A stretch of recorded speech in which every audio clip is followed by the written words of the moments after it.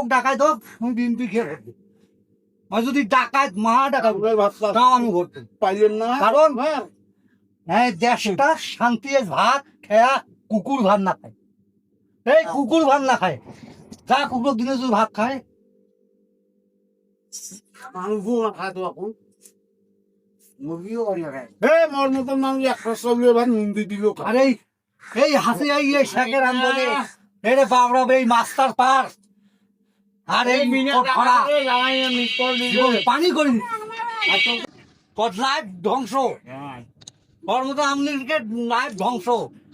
ওই যে কাব্যটা হচ্ছে এই নম্বরখানা হইতে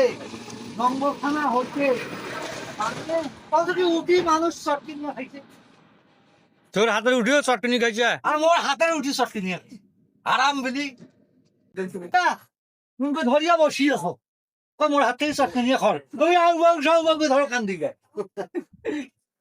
নম্বর কানা উঠি মানুষ কত মানুষ তারিখ আপনার আনিয়া এই বোর্ড এখন উঠির জন্য দৌড়েছে হাসিনা সরকার কেমন দেশ স্বাধীন করছে?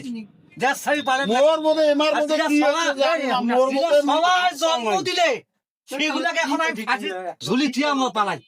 এই হাসিনা মোর মধ্যে সময় পাওয়া যাবে না, খেয়াল আছে এখন শাড়ি পালাই। থাকার কথা কইলে হইবে সারাদিন একবার না আম্মা ভান দিবে মোর মধ্যে নিজে আল্লাহর হস্তে প্রত্যেক দিনে ইস্কা চলে আসিয়া এই 2-4-5 টাকা আল্লাহর হস্তে মজুদ এই হাসিনার পতনের সফল এই স্বৈরাচারের পতনের জন্য আমি এই আল্লাহর হস্তে মজুদ টাকা দিই। আজ স্বৈরাচারের পতন হয়েছে আলহামদুলিল্লাহ।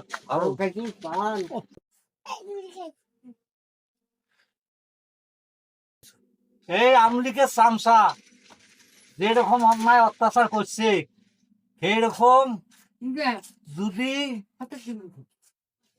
জামাত বিএনপি করলে হ্যাঁ ইলেকট্রন ফিলেই নাই। আর এই হাসিনা যদি আর 5 বছর যদি থাকি হ্যাঁ এই একটা জামাত আর বিএনপি থাকি নাই শোভা খেয়ে ওই